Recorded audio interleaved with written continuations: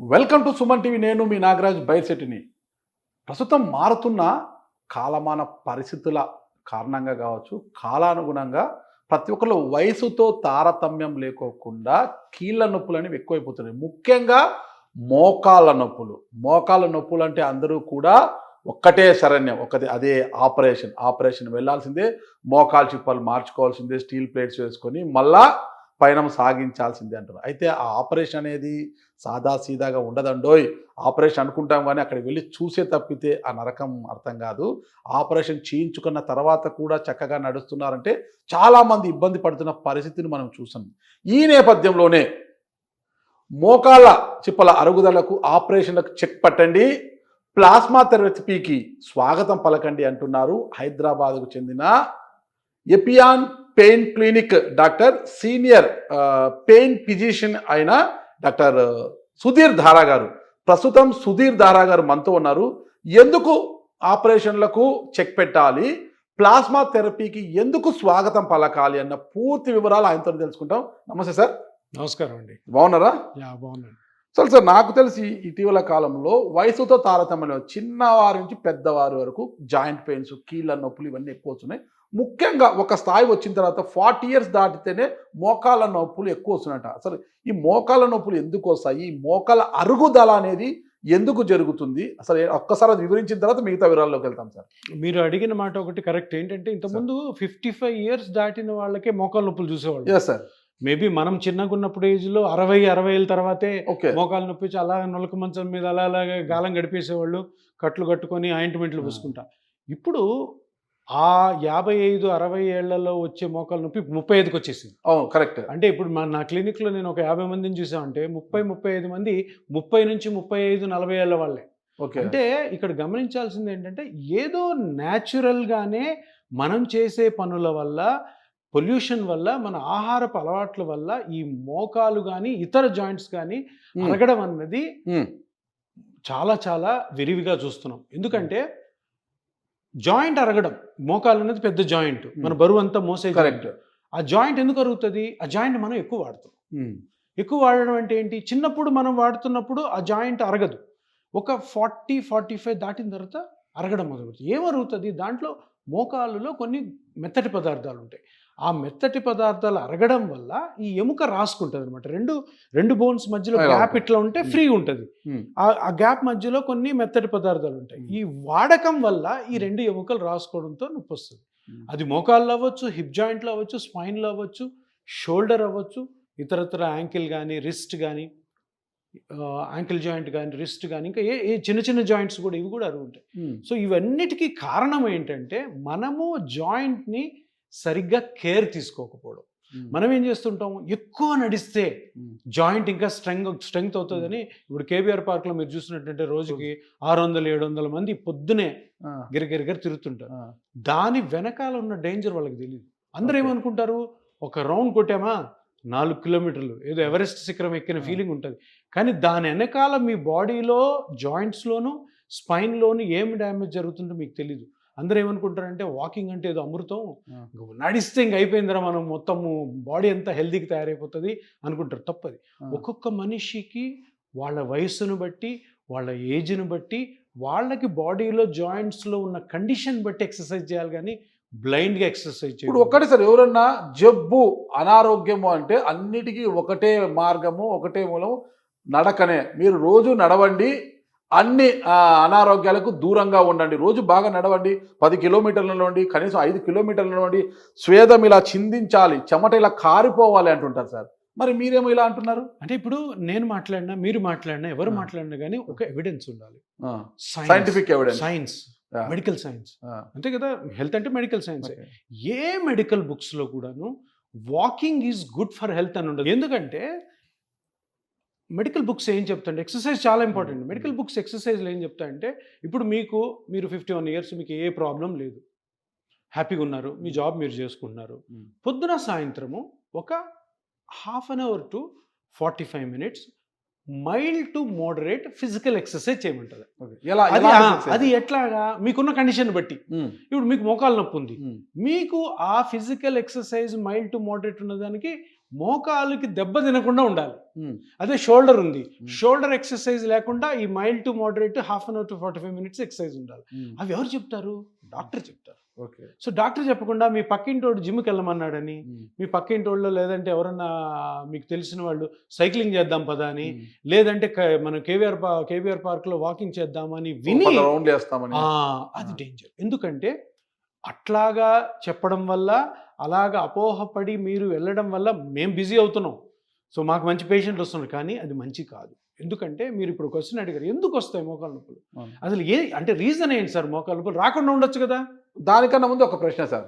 Morning walking వెళ్ళేటప్పుడు కొంతమంది కాంపౌండ్స్లోని చేస్తుంటారు సార్. ఇప్పుడు కమ్యూనిటీస్ ఉంటాయి కదా, కమ్యూనిటీస్లో సీసీ రోడ్స్ ఉంటాయి అనమాట. ఉత్త కాళ్ళతో నడిచే వాళ్ళు కొంతమంది కనిపిస్తుంటారు మనకి. కొంతమంది షూ వేసుకుంటారు, కొంతమంది చెప్పులు వేసుకుంటారు. ఇక్కడ అందరితో ఒకటి ఉంటుంది, ఉత్త కాళ్ళతో సీసీ రోడ్స్ మీద నడితే, ఉత్త కాళ్ళతో మామూలు చెప్పులు ఎలాంటి షూ లేకుండా సీసీ రోడ్డు మీద నడవడం వల్ల నీ మోకాళ్ళు అరిగిపోతాయి. మట్టిలో నడిస్తే మంచిది. మట్టిలో నడిస్తే ఉత్త కాళ్ళతో ఎలాంటి చెప్పులు షూ లేకుండా మట్టిలో నడిస్తే మంచిది. కొద్దిగా రక్త ప్రసరణ అనేది బాగా జరుగుతుంది. అదే నువ్వు సీసీ రోడ్డు మీద నడిస్తే నీ మోకాళ్ళు అరిగిపోతాయి అంటారు. ఇంకోటి షూ ఏ కంపెనీ వాడుతున్నావు నువ్వు?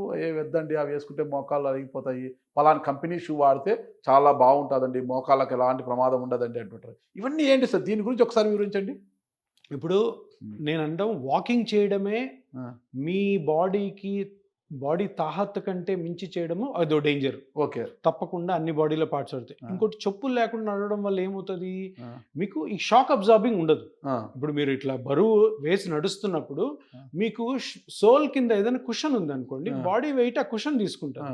ఇప్పుడు మీరు ఉత్తకాలతో నడిచారనుకో ఏమవుతుంది, డైరెక్ట్ గా ఆ హార్డ్ సర్ఫేస్ మీద ఈ సోల్ పడుతుంది. అరికాలు పెట్టినప్పుడు అరికాలు డ్యామేజ్ అవ్వచ్చు, దానివల్ల నీ జాయింట్, హిప్ జాయింట్ కూడా డ్యామేజ్ అవుతుంది. అంటే ఏదో ఒక షాక్ అబ్జార్బింగ్ ఉండాలి.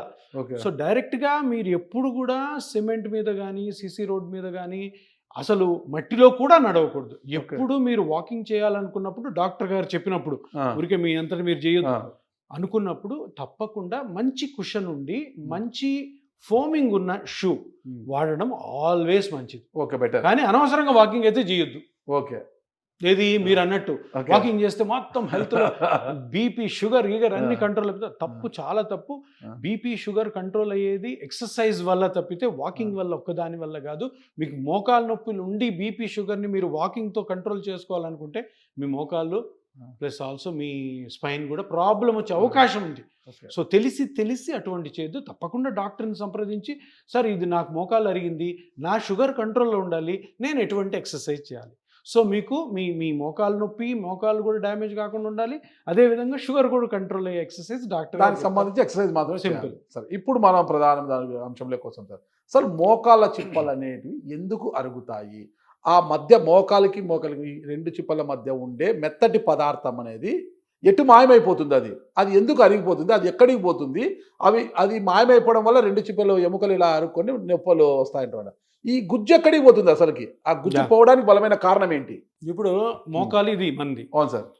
రెండు పెద్ద జాయింట్స్ ఉంటాయి, బోన్స్. సారీ, ఇదేమో థై బోన్, ఇది లెగ్ బోన్. ఈ రెండు మధ్యలో గ్యాప్ ఉండాలి. ఏ జాయింట్ మధ్యలో ఉన్న గ్యాప్ ఉండాలి. గ్యాప్ ఉంటేనే జాయింట్ లో గ్యాప్ ఉందంటే ఫ్రీ మూవ్మెంట్ ఉంటుంది. గ్యాప్ లేదనుకో కదలదు. సో ఈ రెండింటి మధ్యలో గ్యాప్ ఉండాలి. ఆ గ్యాప్ లో కొన్ని మెత్తటి పదార్థాలు ఉంటాయి, సాఫ్ట్ పార్ట్స్. దాంట్లో ముఖ్యమైన గుజ్జు అంటారా? ఈ బ్లూగా ఉంది చూసారా, ఇది గుజ్జు కాకుండా మెనిస్కస్ ఉంటుంది, లిగమెంట్స్ ఉంటాయి, పైన మజిల్స్ కూడా ఉంటాయి. దీంట్లో షాక్ అబ్జార్బర్ అంటే మీ బరువునంతటిని కూడా ఈ రెండు ఎముకల మీద పడకుండా చేసేది ఈ గుజ్జు. ఇది అరుగుతుంది. ఎందుకు అరుగుతుంది? వయసు రీత్యా ప్రతి ఒక్కరికి అరుగుతుంది. 40-45 నుంచి అందరికి అరుగుడు ప్రారంభమవుతుంది.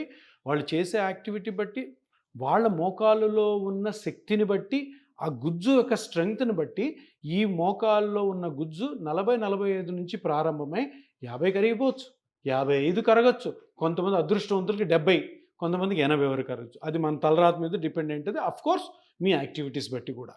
సో ఈ గుజ్జు అరిగితే ఏమవుతుంది, ఈ రెండు ఎముకల మధ్యలో స్పేస్ పోయి రెండు ఎముకలు రబ్ అవుతాయి. రబ్ అయినప్పుడు పెయిన్ వస్తుంది. అంటే నీ మోకాలు అరిగిపోయి మోకాళ్ళకి పెద్ద పెద్ద ఆపరేషన్లు చేయించుకోవాల్సి అనుకున్న వాళ్ళందరికీ కూడా ఒక ఒక ఒక లెసన్ ఏంటంటే అసలు ఎందుకు మోకాళ్ళలో నొప్పి వస్తుంది అంటే మోకాలులో 2 ఎముకల మధ్యలో ఒక చిన్న గుజ్జు అని పార్ట్ ఉంటుంది. అది చిన్న ప్రాంతంలో అరగడం వల్లనే వస్తుంది.